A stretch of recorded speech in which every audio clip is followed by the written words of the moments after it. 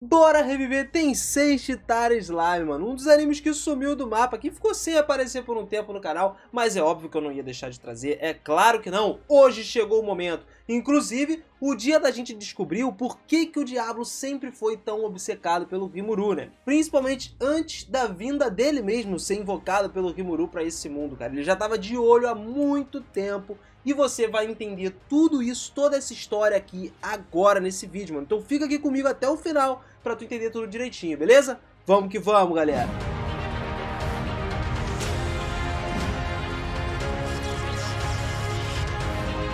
Aproveitando essa volta, galera, eu queria trocar uma ideia com vocês, falar com vocês rapidinho que a gente tem um Discord aqui no canal exclusivo pra quem não sabia, tá? Você que é novo no canal, não conhece o Discord, aproveita e vai lá, mano, corre lá pra dentro pra poder trocar uma ideia com a galera que vira e mexe, tem muita gente lá, muita gente trocando, já somos mais de 1000 membros lá no Discord e também conto com a sua presença lá pra trocar essa ideia sinistra, mano. É sempre maneiro você conversar com outras pessoas, interagir sobre animes, sobre manhwas, sobre tudo que a gente tá trazendo aqui no canal, um bocado de coisa legal, um bocado de história maneira, além de deixar sugestões por lá também, e também pode ser pelas minhas redes sociais, é claro, não tem problema nenhum. Por onde vocês quiserem deixar sugestões de vídeos, a gente tá sempre aceitando. Então, cola lá no Discord, não perde essa chance e tamo junto. Valeu demais, vamos lá.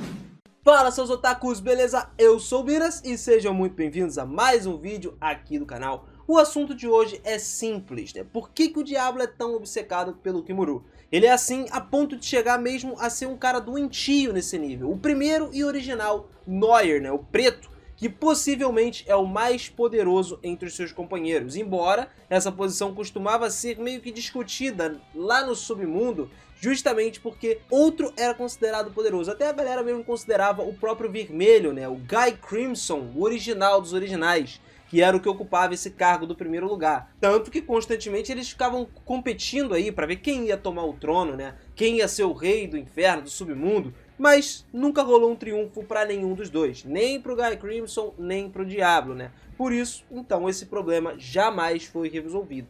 Eventualmente, o Guy Crimson acabou sendo convocado para o mundo para poder cumprir os desejos de um arrogante jovem, e de fato ele cumpriu, né, a parte do trato dele. Mas depois que isso acabou, ele perdeu o interesse completo no jovem e acabou usando o seu poder demoníaco supremo para eliminar o próprio garoto junto com todas as nações humanas eventualmente envolvidas nisso daí, para que ele coletasse essas almas humanas que receberia a semente do rei demônio, para poder acordar como rei demônio, se tornando o demônio mais forte de todos, superando realmente o Diablo, cara, porque ele não tinha sido convocado ainda e se recusava a evoluir. O Diablo ainda era um arquidemônio, considerado um dos mais poderosos que existia entre os restos da sua raça, né? O primordial também. Né? E como na demonologia, quanto mais velho for um demônio, mais forte e poderoso ele é, porque ele tem mais experiência, mais magia, mais conhecimento e consegue acumular tudo isso, né? Por causa da idade e da experiência que ele adquiriu durante esse tempo todo, das batalhas e tudo mais que ele já passou.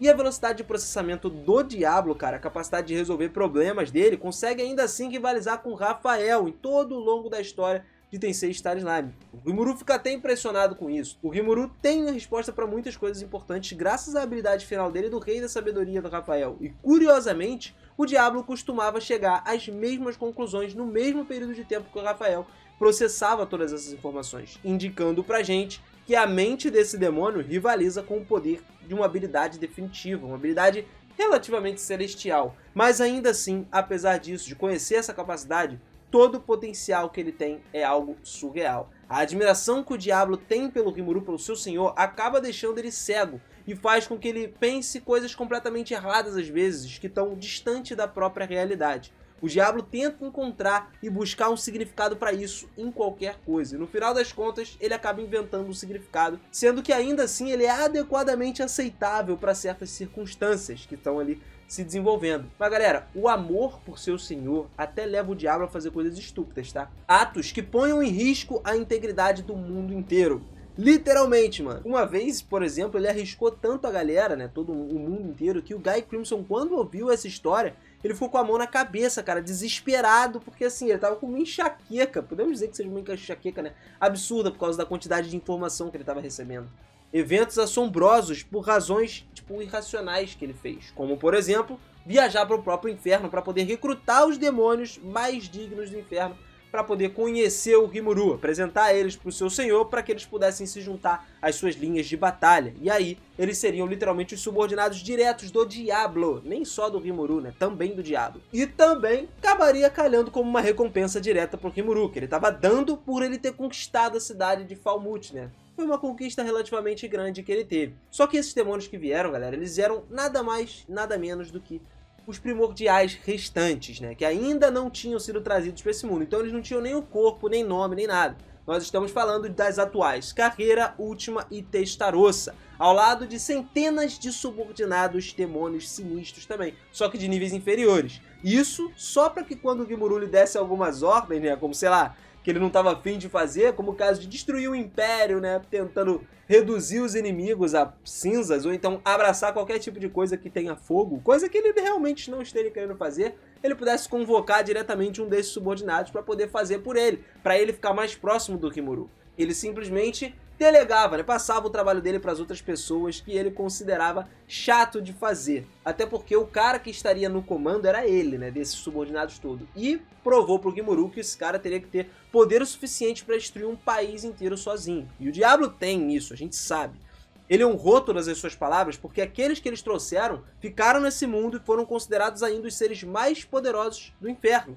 Mesmo no exército, seriam completamente temidos por todos, simbolizando o poder do Rimuru teria, que Tempest teria em todas as guerras, que porventura viria a se tornar inclusive a força militar mais forte que tinha ali. Bom, agora que já falamos das coisas que o Diablo fez, né, no nível de obsessão dele, a gente se pergunta, por que que isso aconteceu? Aonde nós temos a explicação ou o fundamento dessa fé cega, desse amor cego que ele tem, que o Diablo tem pelo Rimuru? Bom, galera, isso é simples. Essa resposta veio pra gente quando ele estava conversando com o Guy Crimson, no primeiro encontro ali entre o Diablo e o Guy Crimson no mundo normal, né? Depois dele ser invocado do inferno.